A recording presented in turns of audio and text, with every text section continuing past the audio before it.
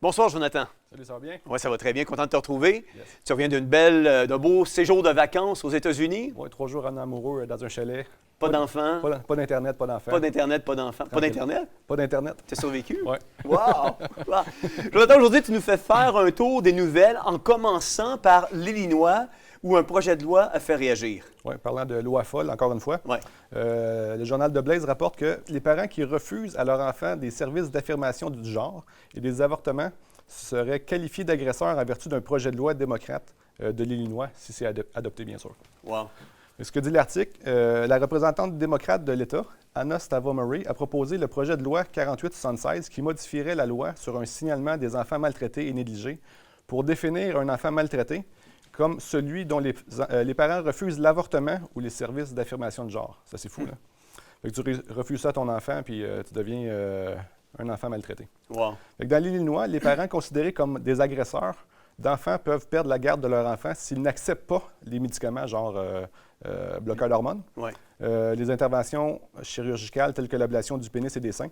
Donc, c'est incroyablement radical, a déclaré Shannon Haddock. Ouais. Je suis très d'accord. Elle a aussi expliqué qu'en vertu du projet de loi qui est proposé, le refus d'avortement, l'hormonothérapie et d'autres interventions chirurgicales liées au genre ne sont pas les seules choses qui pourraient déclencher des accusations de maltraitance ou de négligence envers les enfants. Fait qu'un parent, dans le fond, qui ferait un refus des soins médicaux primaires, tels que la prescription des médicaments ou des vaccins, bien sûr, on met ça là-dedans, serait un catalyseur d'accusation de maltraitance d'enfants. C'est assez fou, là. Et si un mineur opte pour cela et que vous, en tant que parent, le niez, cela signifie que vous êtes considéré comme un agresseur d'enfant. Fait que juste de ne pas être d'accord avec ton enfant qui veut changer de genre, tu es considéré comme un agresseur d'enfant. Puis en vertu du projet de loi, les médecins qui effectuent ces procédures contre la volonté d'un parent ne seront pas poursuivis. Oui, puis moi, C'est fou, là. moi, là, quand j'ai regardé puis j'ai révisé tes notes pour ce soir, ça m'a tout de suite fait penser à une vidéo que j'ai fait tourner en 2018-2019, parce qu'ici aussi, on a des projets de loi qui sont assez déconcertantes. Ces lois-là qu'on a adoptées ici, par rapport, par exemple, au transgenrisme chez nos enfants, c'est des projets de loi qui, peut-être, la plupart de nos auditeurs qui nous écoutent ne sont même pas conscients, mais je t'ai préparé une vidéo là-dessus, puis on la commentera par la suite. C'est bon. Rarement voit-on le gouvernement et l'opposition crier victoire de la sorte. Les regroupements qui représentent les transgenres jubilent. C'est une loi qui va aider les jeunes, qui va aider à réduire leur souffrance. La Charte des droits et libertés du Québec reconnaîtra dorénavant l'identité de genre comme un motif de discrimination. Les mineurs de 14 ans et plus pourront décider de leur sexe et modifier leur inscription à l'état civil. Pour les jeunes de moins de 14 ans, il faudra le consentement des parents. Vous ne pouvez pas vous imaginer qu'est-ce que ça veut dire d'avoir à vivre avec une identité de genre qui n'est pas conforme à l'état civil. Ces jeunes-là doivent vivre des situations de discrimination sur une base journalière, à l'école, dans les services de santé, en voyage, lorsqu'on sort un passeport. En cas de désaccord entre les parents, ce sont les tribunaux qui trancheront. Et lorsque l'intérêt de l'enfant est en cause, les tribunaux sont rapidement saisis de la question et ont à se prononcer, non pas en fonction de l'intérêt des parents, mais bel et bien en fonction de l'intérêt de l'enfant. Il y a 2 semaines, Manon Massé de Québec solidaire avait déposé un projet de loi et une motion à l'Assemblée nationale. Elle souhaite l'adoption rapide du projet de loi du gouvernement. Je ne peux pas croire qu'il y a un parti qui va empêcher l'adoption de ce projet de loi-là d'ici la fin de la session, afin de permettre aux enfants de pouvoir rentrer en septembre avec la bonne mention de genre sur leur papier. Ça, Jonathan, c'est un projet de loi qui a vu le jour chez nous au mois de mai, le 31 mai 2016. Wow. Et la ministre le dit, la ministre de l'époque le dit, si le parent s'oppose à la volonté de l'enfant, ce n'est pas les intérêts du parent qui vont être mis de l'avant, c'est les intérêts de l'enfant. Ça veut dire, au diable, la primauté parentale. Au diable, le fait que le parent a droit encore sur un enfant mineur d'exercer son autorité, puis juste de juger, puis d'user du gros bon sens, qu'à 14 ans, tu es encore trop jeune pour pouvoir prendre des décisions qui vont impacter le restant de ta vie. Tu le dis dans ta chronique, on parle d'ablation de pénis, puis des seins, puis tout ça. C'est complètement ridicule. Et je pense qu'un parent qui laisse faire son enfant mineur, c'est un parent qui mériterait qu'on lui enlève puis qu'on lui retire ses enfants. Pour moins que ça, on retire des enfants des parents qui sont sensés d'esprit, puis on laisse des enfants à des parents qui sont insensés d'esprit. Parce que si tu permets à ton enfant d'aller jusque-là, ben, je mets en doute l'amour que tu as envers ton enfant. Parce que ma femme, elle a travaillé pour un médecin pendant des années qui dépiste justement des tests d'Alzheimer. Puis ce médecin-là disait dans son expertise que le lobe frontal de l'homme, il vient, de l'enfant, garçon, il vient fermer, il vient vraiment là, former et fermer à l'âge de 21 ans. Fait que viens pas me dire qu'à 14 ans, tu as le lobe frontal déjà bien implanté, bien établi pour prendre des décisions qui sont rationnelles, quand ce genre de décision-là, c'est une décision complètement irrationnelle. Exactement. Fait qu'on en a des lois folles, nous autres aussi, ici. Puis ces lois-là, ils viennent me chercher parce qu'on touche directement à nos enfants. Ça n'avait pas passé à l'époque? Non, ça a passé. Ça avait passé, OK. Non, c'est en vigueur. Fait que ça, en Illinois, ils sont en retard sur C'est sur de la le petite Québec. guerre, ça. Ils sont en retard sur nous. Oui, C'est assez hallucinant. Tu sais, c'est les parents dans ces cas-là qui sont des prédateurs, à mon avis. Là. Absolument. Puis quand on dit que le mal va être appelé bien, puis le bien va être appelé mal, mais là, on en a la preuve dans ces genres de projets de loi-là. Exactement. Ouais, ouais. Le journal de Montréal confirme ce que les complotistes disaient depuis longtemps. Oui. Souvent, ils le disent du bout de la langue, là, du bout des lèvres, je veux dire. Donc, une vaste étude mondiale confirme le lien entre les vaccins de la COVID-19 et les potentiels problèmes de santé qu'on a parlé souvent à l'émission. Un article du Journal de Montréal. Nouvelle étude internationale sur les vaccins traitant la COVID-19, la plus importante à ce jour, à faire une étude sur le sujet, a fait le lien entre cette inoculation et les risques accrus de certains effets secondaires indésirables. L'étude a été portée sur près de 100 millions de personnes, c'est assez gros comme étude, vaccinées dans 8 pays différents, incluant le Canada, Argentine, Australie, Danemark, Finlande, France, Nouvelle-Zélande et Écosse. Là, on a un bon échantillon. Oui, 100 millions, ça commence à être considérable. Menée par l'organisation Global Vaccine Data Network. L'étude scientifique examinait les effets indésirables de santé provoqués par l'administration des vaccins Pfizer, Moderna et AstraZeneca. L'équipe d'experts ont répertorié 13 problèmes de santé particulièrement importants qui sont survenus chez les vaccinés jusqu'à 42 jours après les injections des vaccins. En résumé, dans le fond, dans l'article, on parle un peu de paralysie de Bell, on parle de convulsions, de rares cas de myocardite, rare entre guillemets, une inflammation du muscle musculaire, des péricardites qui sont 6,9 fois plus élevés chez ceux qui avaient reçu une 3e dose de l'AstraZeneca, un risque accru de développer des caillots sanguins dans le cerveau. Ça, je ne sais pas si vous avez déjà vu les photos des embaumeurs qui sortaient des réseaux sanguins. Là. Ouais. Assez hallucinant. On ne passera pas d'image ce soir. Augmentation significative des cas de syndrome de Guillain-Barré, trouble neurologique assez rare, chez les personnes ayant reçu l'AstraZeneca. Risque de myélite transverse, une inflammation de la moelle épinière. L'encéphalomyélite aiguë disséminée. Un cours d'addiction juste là? Oui, je me suis pratiqué toute l'après-midi. Le gonflement du cerveau et de la moelle épinière. Fait que on finit l'article en disant plus de 13,5 milliards de doses avaient été administrées dans le monde depuis le début de la pandémie. Moi, là, je veux juste apporter une petite correction. C'est 21 ans le lobe frontal chez la femme, puis c'est 26 ans le lobe frontal chez l'homme. C'est encore pire. C'est encore pire. Jonathan, j'aimerais te faire entendre parce qu'on parle de tests crédibles, basés sur 100 millions de personnes dans 8 pays différents, puis on a dénoté tous ces comportements-là ou ces maladies-là suite à l'injection COVID. J'aimerais te faire entendre ce que le docteur Boileau a dit lors d'une entrevue suite à une question que lui avait posée Vincent Garaton. On regarde, puis on commente par la suite. Parfait. Il y avait beaucoup de citoyens qui avaient des réserves sur la vaccination COVID. Avec le recul, est-ce que vous pouvez un peu certifier qu'effectivement, il n'y a pas de risque par rapport à ce vaccin-là? Est-ce qu'il y a des études qui ont été faites là-dessus comme pour sécuriser? Oui. Il y a eu énormément d'études qui ont été faites sur ça. Il y a eu des vaccins qui, au début, un certain vaccin pouvait induire des préoccupations pour des problèmes cardiaques chez les gens de moins de 30 ans. Tout ça, ça a été régularisé. Le vaccin est éprouvé. Ça fait maintenant quand même quelques années, là, vous le disiez, que nous l'utilisons à des milliards de doses. Donc, il y a eu énormément d'études là-dessus qui ont montré que oui, on pouvait avoir des effets à la vaccination. On peut toujours avoir mal un peu, faire sentir un peu fatigué, tout ça, mais ce sont des bénéfices, ce sont des conséquences très, très faibles par rapport aux bénéfices. Alors, les bénéfices sont très grands. Les bénéfices sont très grands. Oui. Tu vois, ça, c'est une entrevue que tu as donnée le 11 mars 2024 dernier. Mais quand on voit ça, là, ce médecin-là, là, un, il est dans le narratif. Deux, il vit dans le déni. Trois, ses propos sont complètement déconnectés. Puis quatre, ses déclarations sont criminelles. C'est faux ce qu'il dit, là. Dans le fond, ces conséquences physiques-là des vaccins sont connues depuis longtemps. Là. On pouvait aller sur la base de données VAERS de la CDC, là, qui est l'organisation qui gère les maladies infectieuses. Puis depuis le début, tous les chiffres que j'ai déjà montrés à l'émission, c'est tous des effets secondaires qui sont répertoriés. Là. C'est des médecins qui remplissent les rapports médicaux.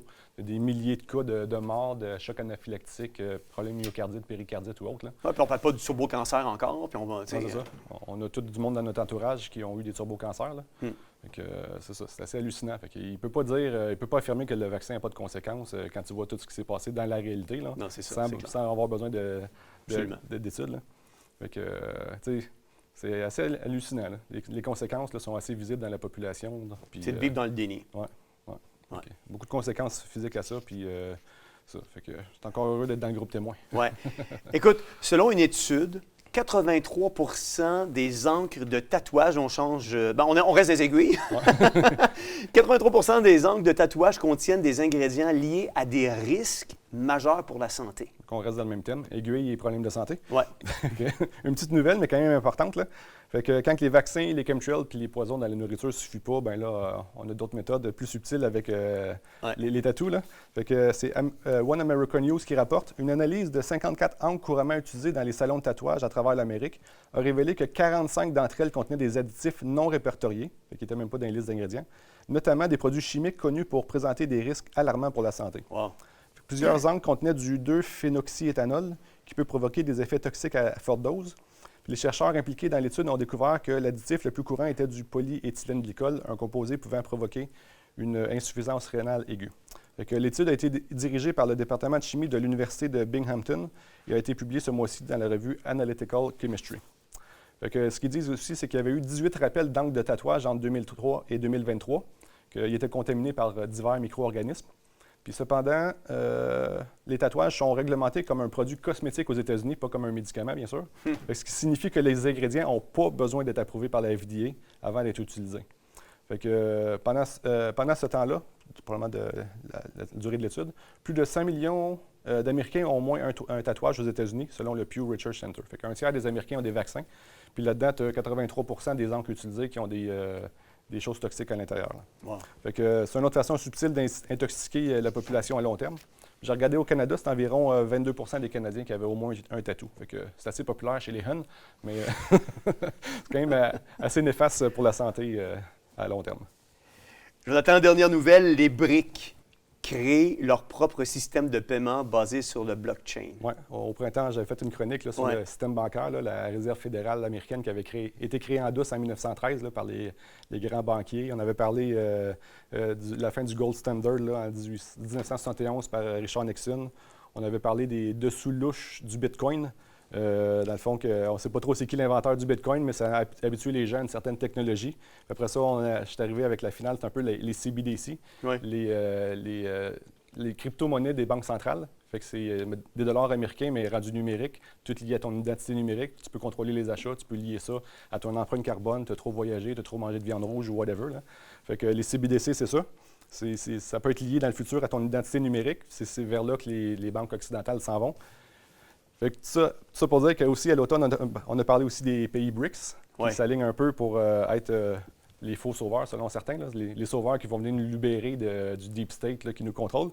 Mais là, j'ai un bon petit lien entre les deux. Là. Fait que là, c'est au tour des pays BRICS, justement, de mettre en place un nouveau système bancaire semblable au CBDC occidental que je viens de parler. Ouais. Mais ça, c'est leur côté à eux, c'est leur version de la monnaie numérique. Fait qu'on va avoir comme une guerre entre les deux. Ouais. C'est le même plan qui avance des deux côtés, ouais. Mais c'est correct, c'est de l'autre bord. Mais tu sais, c'est la même chose, c'est le même contrôle digital. En fait, un copier-coller. C'est ça. Fait que peu importe qui gagne à la fin, le même plan avance. Là. Ouais. Il y a une belle dualité là-dedans. Fait que j'ai trouvé un article de Fox Business qui disait que la Russie et la Chine s'associent contre le dollar américain avec un système de paiement blockchain. Le bloc des pays BRICS, dirigé par la Chine et la Russie, poursuit ses efforts pour s'éloigner du dollar américain en annonçant son intention de créer un système de paiement basé sur le blockchain et les technologies numériques. Wow. Fait que le blockchain, dans le fond, c'est un système informatique, dans le fond, avec des parties de données un peu partout sur les ordinateurs, c'est pas sur des serveurs centralisés, là. C'était l'avantage du Bitcoin. Mais les CBDC, le but, c'est de ramener ça centralisé sous les banques centrales. Fait que c'est un peu, tu perds le grand bénéfice des CBDC, des crypto-monnaies. Ouais. Fait que c'est un peu paradoxal, là. Fait que le blockchain... Donc, tu deviens plus vulnérable. C'est ça. Ben, Si c'est centralisé quelque part, au lieu d'être dispersé à travers différents ordinateurs, tu es plus névralgique. ouais. Tu passes de banque centrale contrôlée par une poignée de personnes à crypto-monnaie décentralisée, puis tu reviens avec des CBDC qui reviennent Ouais, centralisés. exactement. C'est paradoxal. Ouais. Entre les deux, tu as juste habitué les gens à une certaine technologie. Fait que le blockchain simplifie les paiements en utilisant un réseau décentralisé où le paiement est authentifié en temps réel. Fait que le CBDC américain, les autres, ce qu'ils disent, c'est qu'eux, ça ne sera pas décentralisé. Eux, ils disent ça pour l'instant, on va voir. Fait que les Bitcoins et l'Ethereum sont des exemples de plateformes blockchain populaires. Fait que l'objectif principal, selon eux, du système de paiement est de réduire la dépendance des pays BRICS à l'égard de quoi? Du dollar américain. Fait qu'on veut s'éloigner du dollar américain. Et de développer l'accord de réserve de contingence, qu'on appelle le CRA. Ouais. Un accord entre quoi? Les banques centrales des BRICS. Fait que les banques centrales, c'est toutes les mêmes personnes en arrière, là. Fait que pour un soutien mutuel lors d'une crise monétaire soudaine, ils prévoient qui va arriver. L'ARC est généralement considéré comme un concurrent du Fonds monétaire international. Fait que c'est, dans le fond, leur version de la monnaie numérique avec leur version de leur propre banque centrale, mais qui est les mêmes personnes en arrière. Fait que, dans le fond, les ARC, c'est leur alliance de banque centrale. Fait que c'est la même chose, mais des deux côtés qui avancent, là. Fait que À ne l'ambassade... pas confondre avec l'Agence de revenus du Canada. Ouais, non. Fait que, qu'on a tout communiqué récemment pour les impôts. Ouais. Fait que à l'époque, l'ambassadeur sud-africain du groupe, Anil Souklal, a averti l'année dernière que la domination mondiale du dollar américain prendrait fin. Fait qu'il nous annonce les BRICS que le dollar américain, c'est sur le déclin.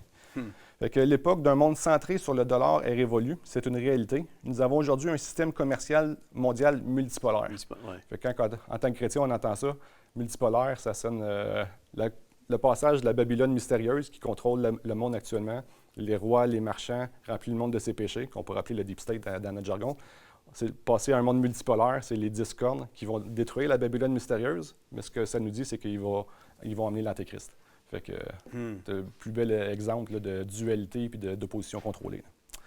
Fait que les BRICS s'est élevé contre la militarisation du dollar américain par le gouvernement américain en imposant des sanctions économiques. Fait que plus de 40 pays ont exprimé leur intérêt à rejoindre le bloc.